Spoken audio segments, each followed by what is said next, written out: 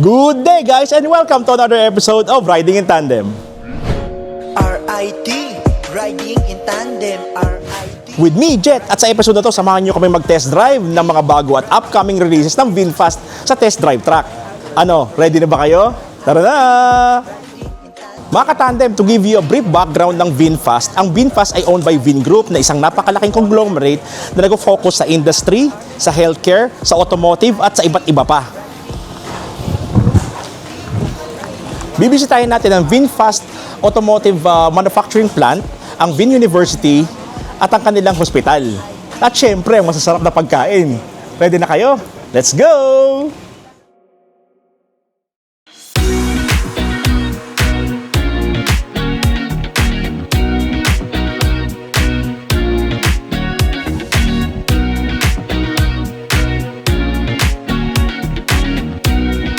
Paglapag natin sa Hanoi, dama kaagad natin ng init ng pagkain. Ay, este, pagtanggap pala ng VinFast.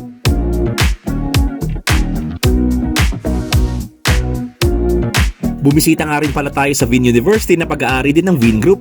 Grabe sa ganda at high-tech na mga gamit nila, lalo na sa larangan ng medisina. Maraming nga rin pala silang scholars coming from different countries, kasama na dyan ang Pilipinas. O, di ba? Ang galing? Okay mga katandem, punta tayo sa main event, ang Day 2. Let's go! Yan. So ngayon mga katandem, dito tayo sa sa passenger seat rather ng VF6. So meron tayong professional driver from their company. So ito ay itatraverse natin yung truck. So later mabibigyan tayo ng chance na i-drive natin to personally yung vehicle. I-test din natin yung truck. So what are gonna be expecting with the test drive on track today? So we're gonna be testing the brakes, handling and everything. Okay. The Acceleration. Okay. Yes. So ngayon mga katandem, tayo naman ang magta-try nitong VF6. So ito, dadalhin ulit natin siya sa racetrack. Itatry ulit natin yung kanyang acceleration, braking, and yung kanyang body roll. Yan. Let's go! So ngayon mga katandem, try naman muna natin yung acceleration niya. So starting point tayo. So full stop muna tayo.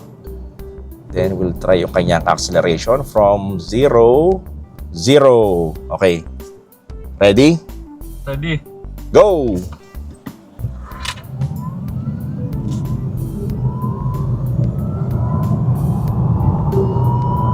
May konting torque steer siya, no pre? 100.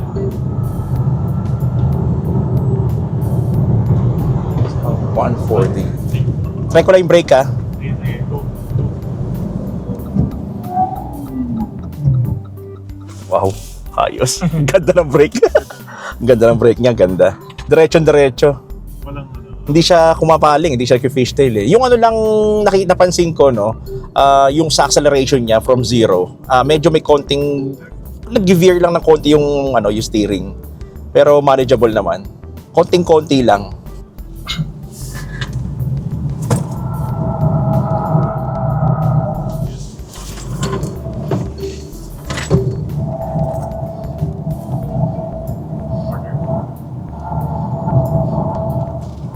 Okay, ito oo nga, sabi ko, tama ka, maganda nga siya, no?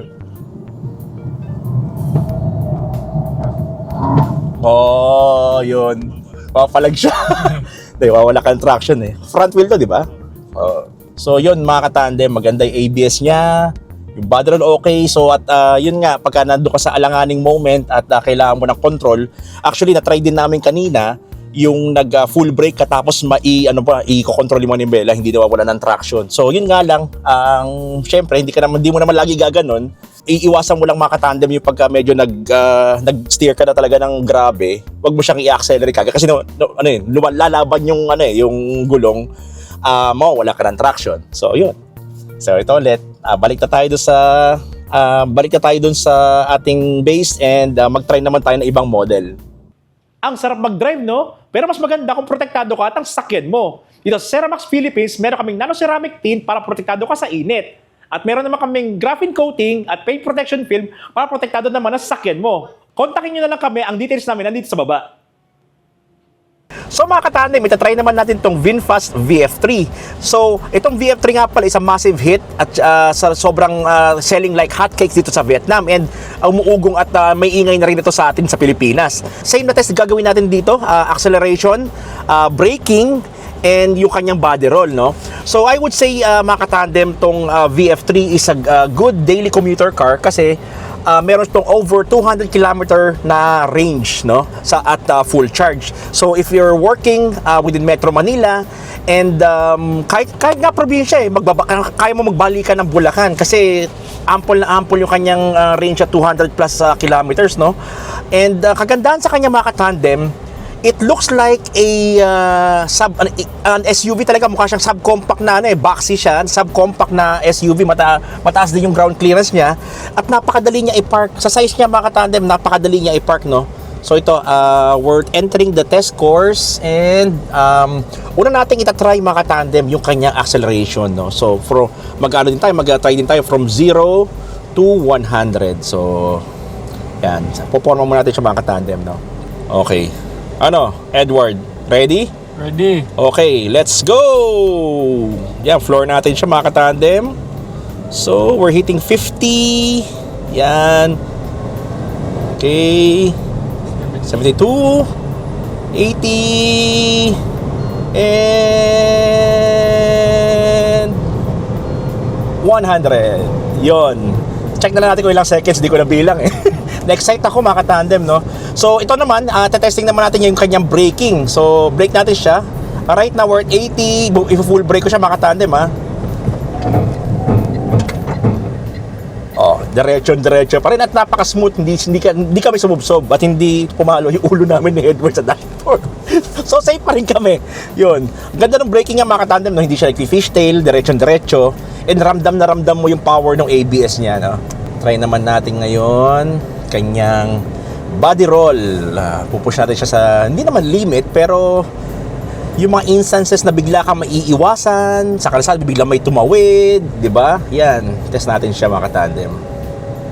So here we go. Yan.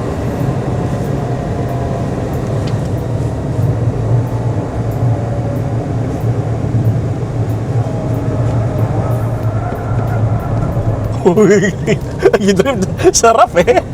Oh, pakabila naman tayo. May biglang magano to eh. Yan, so pakabila naman tayo mga katandem, no? Yan.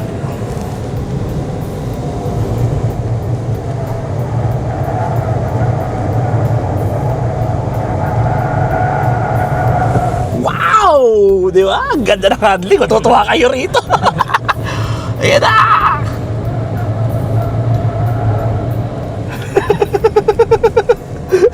Nag-drift, napag-drift ko. ang EV na subcompact, no? Yan ang VF3 mga katandem, no? Exciting siya, sarap niya gamitin, no? Ano, Edward, isang go pa ba? Go. Isa pa. Natawa si Edward. Isa pa. Go pa tayo isa.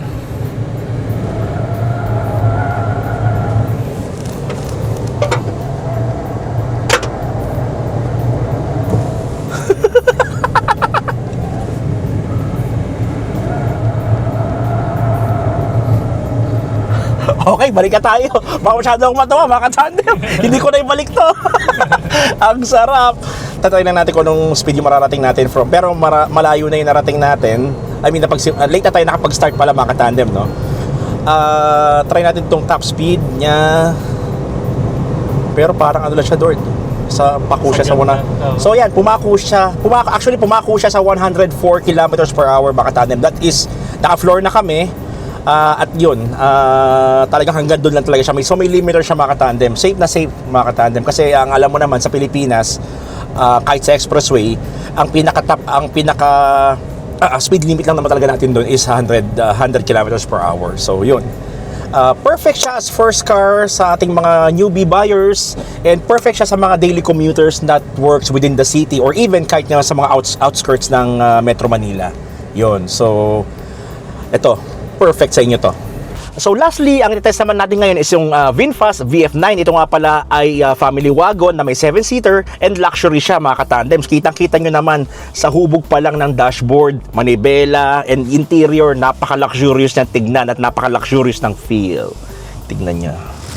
Napaka-smooth. Diba? Black interior mga katandem, napaka-elegante. Tara, test naman muna natin. Ito nga pala. Ang astig oh. Parang piano ah. Talagang lahat sila pinipindot lang eh. So ito, let's go. So we're on drive. As usual mga katandem, itetest din natin ang kanyang acceleration, ang kanyang braking, and syempre yung kanyang handling din mga katandem, no? Malalaman natin ngayon kung safe ba ang pamilya mo pag ito ang gamit mo. Di ba? Grabe, no? Akala ko 15 lang yung takbo ko, nasa 30 na pala. Di ba? Ang galing, no? So talagang luxurious siya mga katandem. Yung feel pa lang nung pasipain lang muna natin ang konti acceleration. Tingnan natin. Wow. May torque to. Padikit yung ulo ko sa headrest eh. So yan, test natin yung mga makatandem yung acceleration. So, andito ulit tayo sa ating starting point. Ayan. Okay, ready. Okay, stop muna tayo. Oh, Edward, ready ka na ba? Ready na! Let's go! Grabe, malakas ang torque nito mga katandem. Nasa 100 na kagad tayo. Ayan. Grabe, 130 yun. Mga tandem. So mga tandem, test naman natin yung preno. So right now, tatakbo tayo ng around 80. Then slam natin yung preno. Wow. Yun. Action 5. Action 5. Nahulog yung Action 5. So yun, diretso pa rin siya mga katandem, no? And good thing about this is which is present naman sa ibang kotse na pagka nag-slam ka talaga ng full brake, umiilaw yung hazard light niya sa likod tsaka sa harap, no? Which is a safety feature lalo na sa mga sudden stop or sudden braking moment mo. So yun, right now, itatry naman natin siya yung kanyang control and steering dito sa ating maluwag na test area.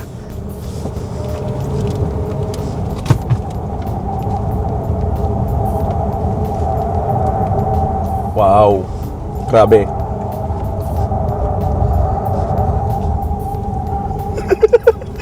Ayos. Okay ito. Okay ito. Sa pabila naman.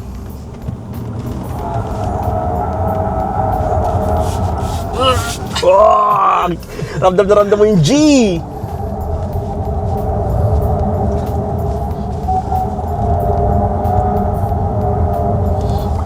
Okay, ganda ng kanyang handling mga katandem, grabe. So may comfort pa rin pero syempre, ramdam na ramdam mo yung yung kanyang G, yung force talaga niya, no? Pero hindi mo siya mararamdaman mga katandem, wala kang sensation na parang tataob ka eh. So kontrolado talaga. Ngayon naman, try natin, lastly, top speed naman. So ngayon, from 0, ready ka na? Ready na! Let's go! Ilang kaya mararating natin mga katandem kasi kanina konti pa lang, nasa 120, 130 na kaagad.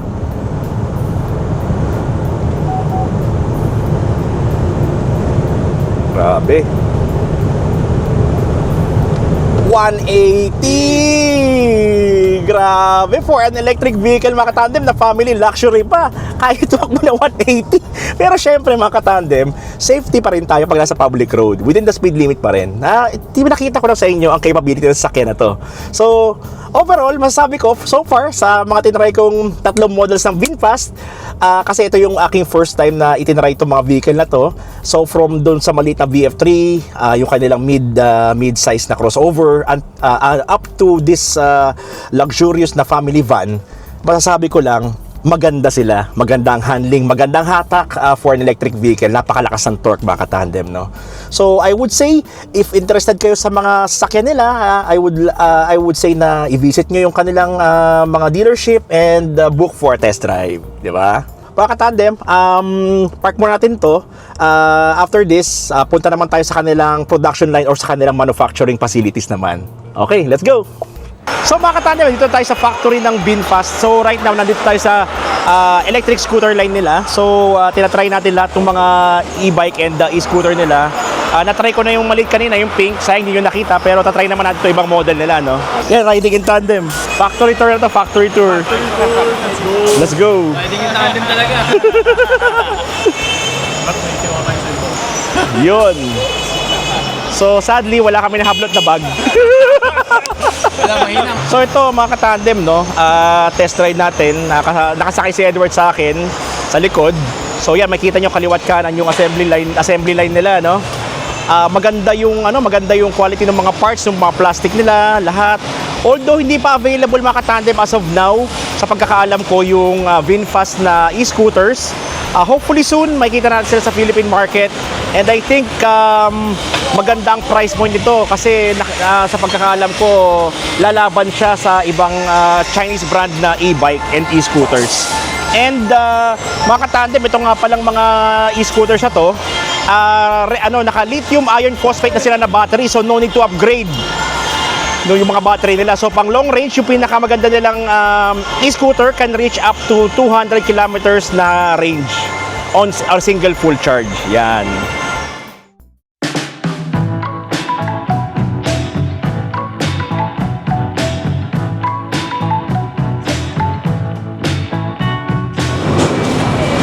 So ito nga pala mga katandem, no? Ito yung kanilang molding station. So yan, operated by robot yan. So yung mga sheet ng metal, pinipress nila yan para mamolde yung part ng door, hood, flooring, at kung ano-ano pa. So synchronous siya mga katandem po. So technically mga katandem, para siyang assembly line ng pagmumolde ng mga body parts ng VinFast. So ganun ka high-tech ang facilities nila rito sa VinFast. Yan. So ito nga pala mga katandem, ito yung parang suction rubber cup. Diyan nila nilalagay yung part by part para ma-inspect nila yung quality, or kung meron mang reject, yun, ipipinpoint nila yun, i-call out nila yun para syempre for quality check na rin ng mga parts. So ito mga katandem, sa may bandang right ko, yan, body parts yan. So isa yung kasama ng mga chassis, mga side, yung mga nilalagyan ng pinto. Yan. So magkabila meron yan. Hiwalay din nila minomolde yung flooring, yung bubong, at saka yung mga pinto and yung mga hood and trunk. Yan.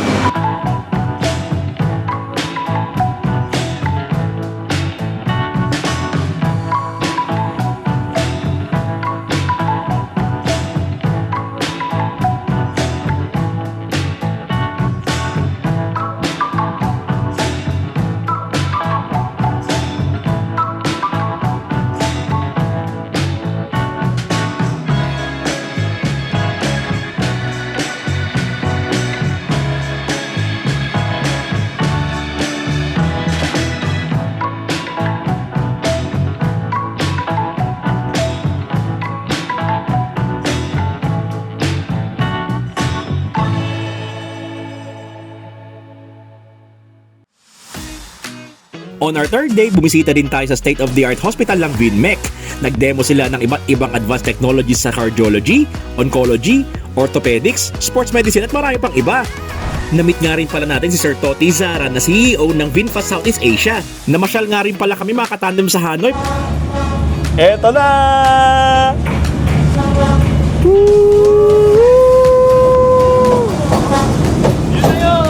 Yes! Akala ko mahaba! Maraming salamat sa VinFast Philippines sa pag-invite sa amin sa media tour event na to. Mga katandem, sana marami kayong natutunan sa video namin ngayon. Next video na! RIT, riding in tandem. RIT, riding in tandem. RIT, riding in tandem. Siksik na impormasyon mula kay RM at Elaine.